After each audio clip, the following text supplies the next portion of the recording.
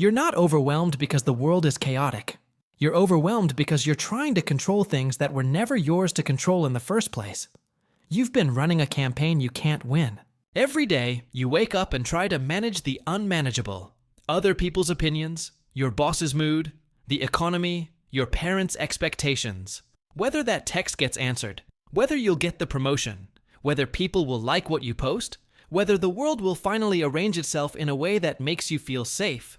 And every night, you collapse into bed, mentally exhausted from a battle where the terrain keeps shifting and the rules keep changing. You tell yourself you just need to try harder, plan better, control more variables. But here's what you won't admit. You're not tired from fighting chaos. You're tired from refusing to accept that most of what's making you miserable is completely outside your control, and your insistence on controlling it anyway is the actual problem. I know this script intimately because I performed it for years. The endless mental loops. The catastrophizing about outcomes I couldn't influence. The belief that if I just worried enough, planned enough, anticipated enough, I could force reality to comply with my preferences. I couldn't. Nobody can. And the brutal irony is that the more I tried to control everything, the more powerless I felt. Because I'd turned my entire sense of peace into a hostage situation, dependent on 1,000 external variables that didn't care about my anxiety. Stay with me for the next 20 minutes, and I'll walk you through an ancient philosophy that sounds too simple to work until you actually try it. This isn't about positive thinking or pretending everything is fine. This is about something much more radical. Learning to distinguish between what you can actually control and what you've been exhausting yourself trying to control, and discovering that real peace isn't about managing the chaos, it's about changing your relationship to it entirely. Here's the lie we've all internalized. If you're anxious, stressed, or overwhelmed, it's because you haven't managed your life properly. You need better systems, better habits, better boundaries, better time management. Get organized enough, optimized enough, disciplined enough, and you'll finally feel okay. The chaos is the problem. Control is the solution. Except it's not working, is it? You've tried the productivity apps. You've color-coded your calendar. You've set boundaries and made lists and tried to manifest better outcomes through sheer force of intentionality. And still, you're anxious, still overwhelmed, still feeling like you're one bad day away from everything falling apart. Because you're operating under a fundamental misunderstanding about what's actually causing your suffering. The chaos isn't the problem. Your relationship to the chaos is the problem. Think about what actually keeps you up at night. Is it the work itself? Or is it the worry about whether your work will be recognized? Is it the conversation you need to have? Or is it the 100 imaginary versions of that conversation you're running in your head, trying to control how the other person will react?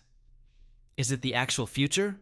Or is it your desperate attempt to know the future, to guarantee specific outcomes, to eliminate all uncertainty before it even arrives? You're not living in reality. You're living in an exhausting simulation where you're trying to be the director, screenwriter, and entire cast of a movie that's actually a live improvisation.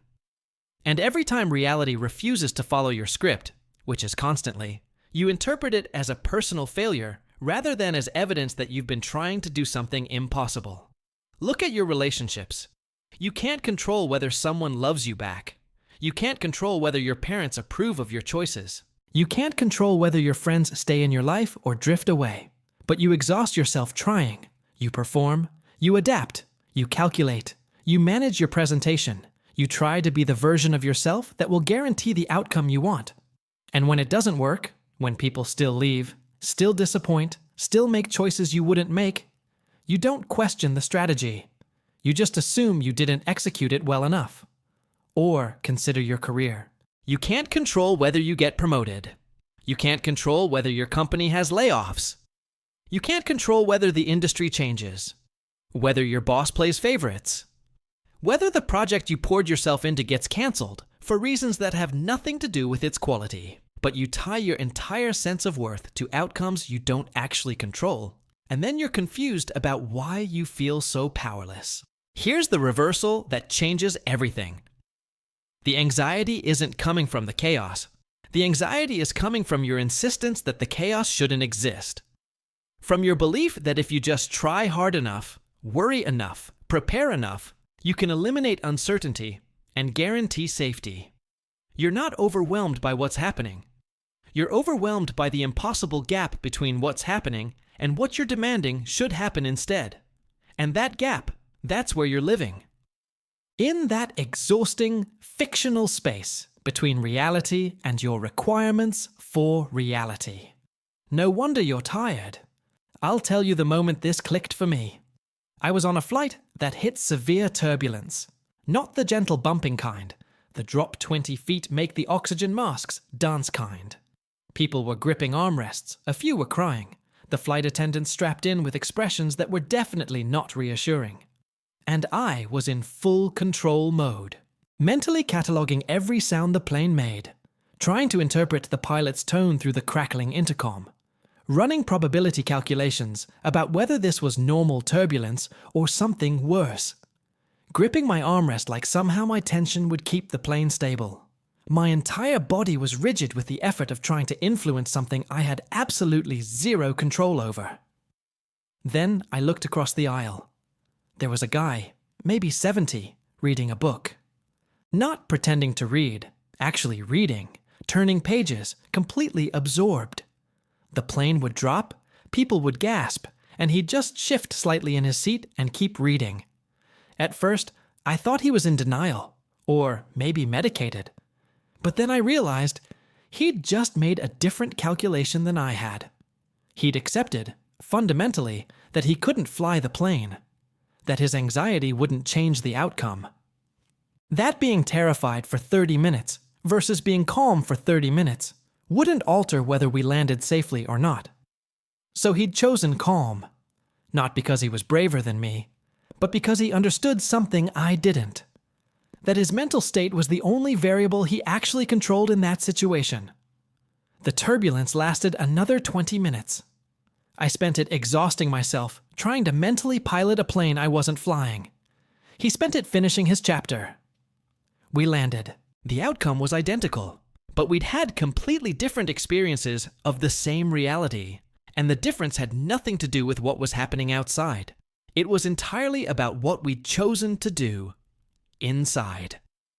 That image stayed with me, because I realized I'd been living my entire life like I was in that turbulence, trying to pilot planes I wasn't flying, relationships I couldn't control, outcomes I couldn't guarantee, other people's decisions, reactions, feelings.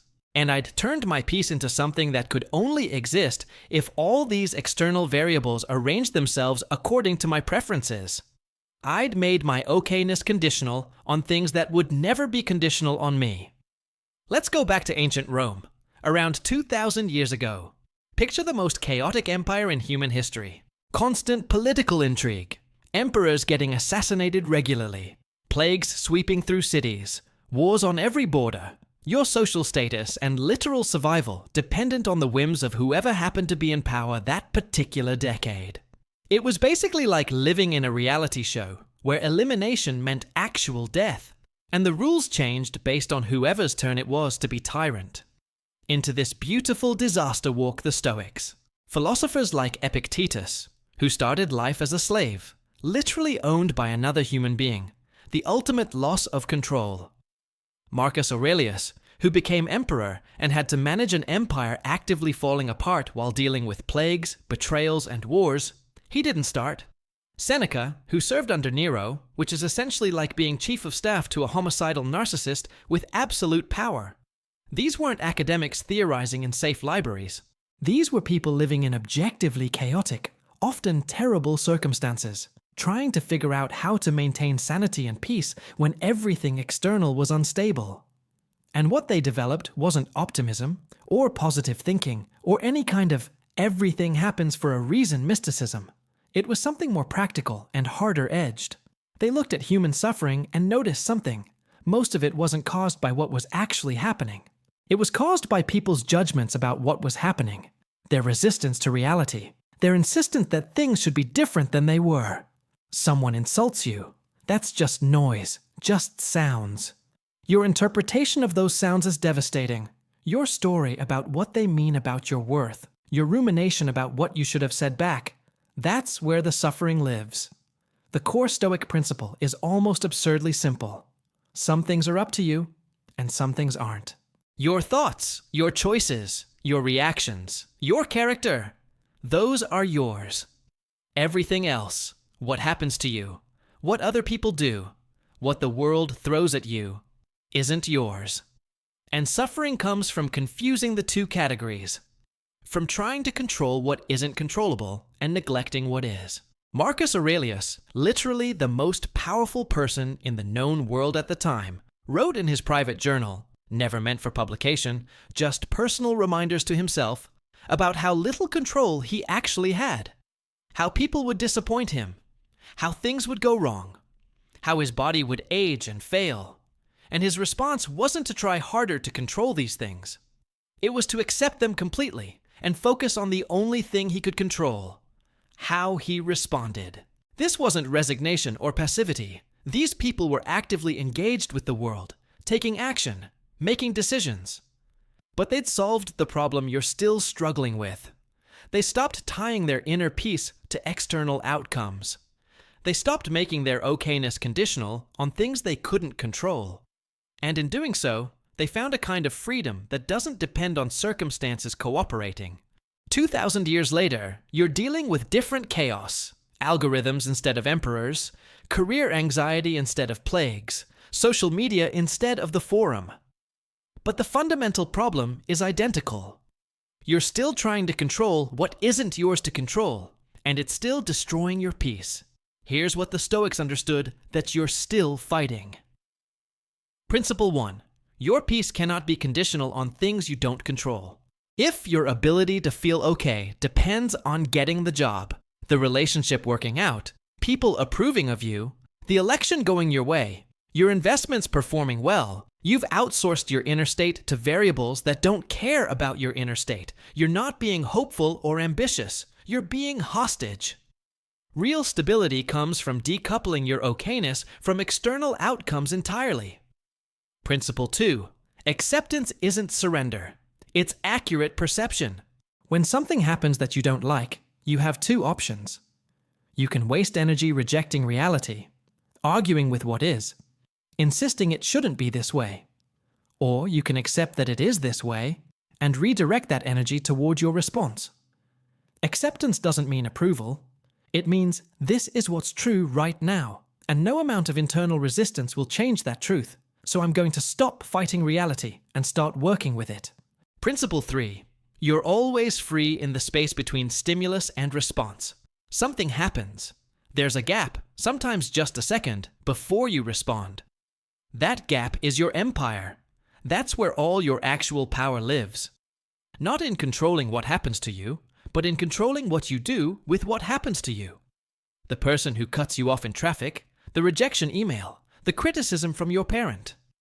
These are just events. Neutral data.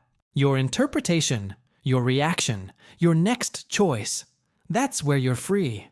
And most people never even notice that gap exists because they've automated their reactions so thoroughly. Principle 4. Suffering is optional. Pain isn't. Pain is what happens when reality doesn't meet your preferences. Someone you love leaves. You lose your job. Your body ages. These things hurt. They're supposed to. Pain is information. It's grief. It's part of being human. Suffering is what you add to pain through your story about it. The narrative about how it shouldn't have happened, how unfair it is, how it means something terrible about you or your future. Pain is clean and temporary.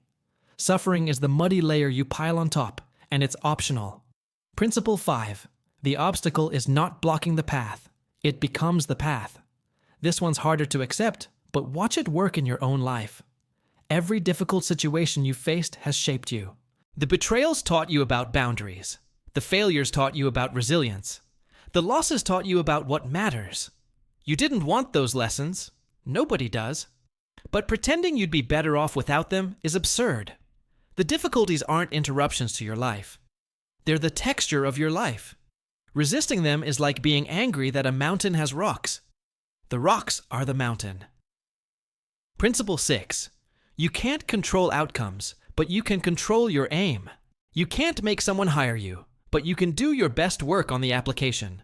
You can't make someone love you, but you can be genuinely yourself and let them choose. You can't prevent loss, but you can decide how you carry it. The Stoic move is to define success by your effort and intention, things you control, rather than by results that involve 1,000 variables you don't. This isn't lowering standards. It's putting your standards in the right place. These aren't suggestions for how you might think about things. These are observations about how reality actually functions, whether you acknowledge it or not. Fighting these principles doesn't make you hopeful or strong. It makes you exhausted and confused about why you stay exhausted. So what does this actually look like when you stop trying to control everything and start focusing on what's actually yours? First, you develop the most important habit in Stoicism: the pause. Something happens. You get critical feedback. Someone cancels plans. You see something online that triggers you, and before you react, you literally pause. 3 seconds, 5 seconds. Just long enough to ask, is this something I control? If it's not, if it's someone else's behavior, an outcome you can't determine, a circumstance you didn't choose, you consciously choose not to let it determine your state. Not because you don't care, but because you understand that letting external things you don't control dictate your internal state is voluntary suffering. Second, you practice the dichotomy of control relentlessly. Make a list right now of everything that's stressing you out. Then divide that list into 2 columns. Things you can actually influence through your choices and actions, and things you genuinely cannot control. Be ruthlessly honest.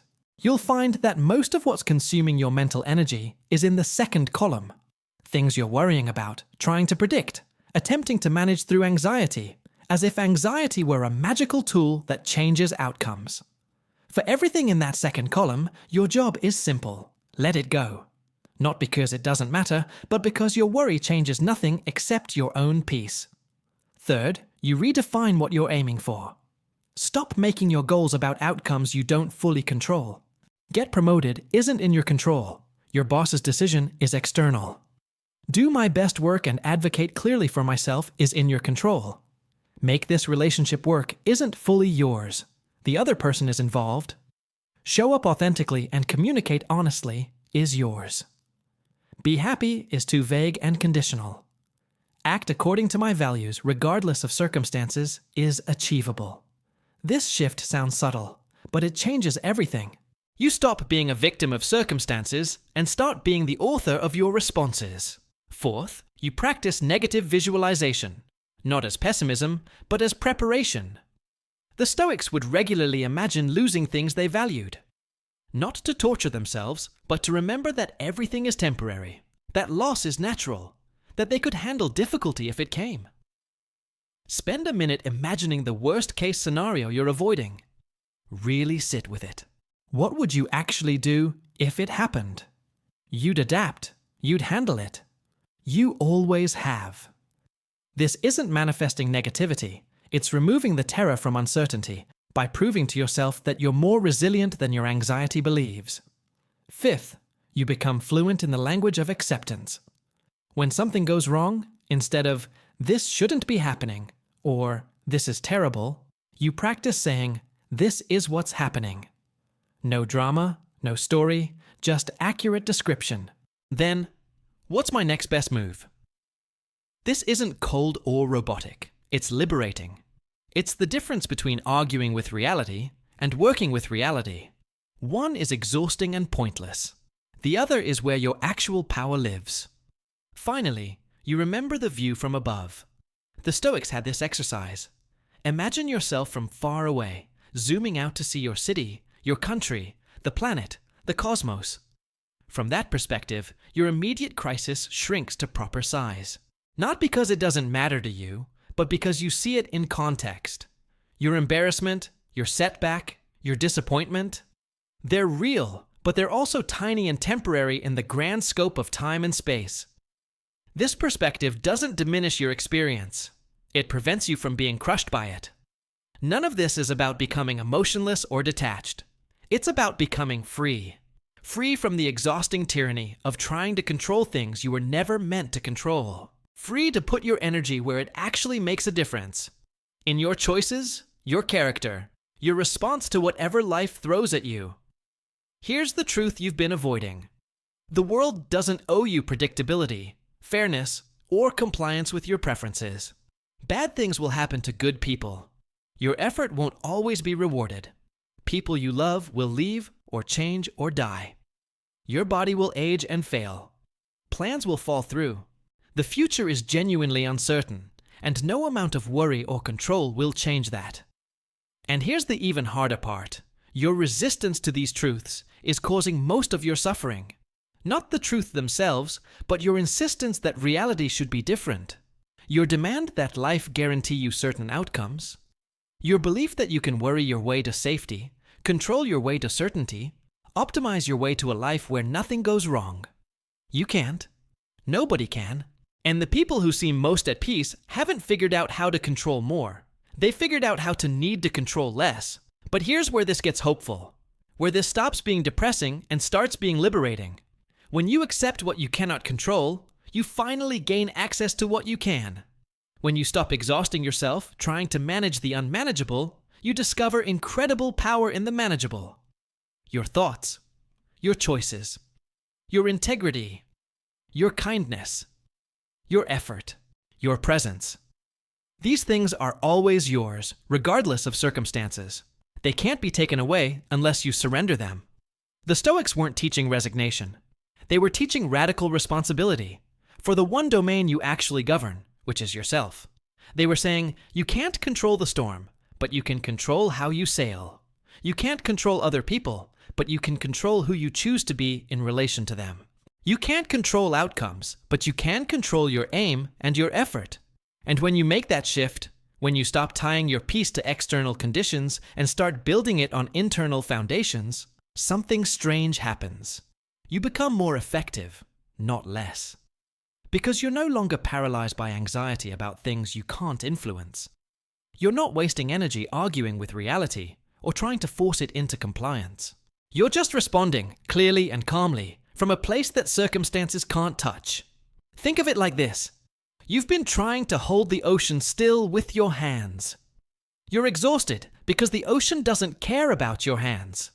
It's going to move, surge, storm, calm, move again, regardless of your preference. You have two options. You can keep trying to hold it still, keep being battered and exhausted and confused about why the ocean won't cooperate. Or you can learn to swim. Learning to swim doesn't mean you control the water. It means you understand its nature. You stop fighting it and you move with it rather than against it. You develop skill in the domain that's actually yours. Your own body, your own responses, your own choices within the current. The uncomfortable truth is that you'll never be safe in the way you're trying to be safe. You'll never eliminate uncertainty. You'll never control enough variables to guarantee the outcomes you want. You'll never worry hard enough or plan well enough to force life into a shape that never challenges you. But you can be free. Free from the exhausting performance of trying to control everything. Free to focus your energy on what actually moves when you push it. Your thoughts, your choices, your character. Free to face difficulty without being destroyed by it. Because your okayness doesn't depend on things going okay. So here's your question. How much more of your life are you willing to waste trying to control what was never yours to control? How many more days will you tie your peace to outcomes that don't depend on you? How long will you keep demanding that the world operate according to your requirements before you finally accept that it never has and it never will? Or, and this is the genuinely harder but more honest option, what would happen if you just let go? Not of your values, or your effort, or your care. Just let go of the illusion that your anxiety is productive, that your control attempts are working, that you can force reality into a shape that never disturbs you. What would you discover about yourself if you stopped trying to manage everything and just focused on managing the one thing you actually can? Who you choose to be, regardless of what happens. The chaos isn't going away. The uncertainty is permanent. The lack of control is the condition, not the bug. The question is whether you're going to spend your life fighting that, or finally, mercifully, learning to live within it, skillfully, calmly, free.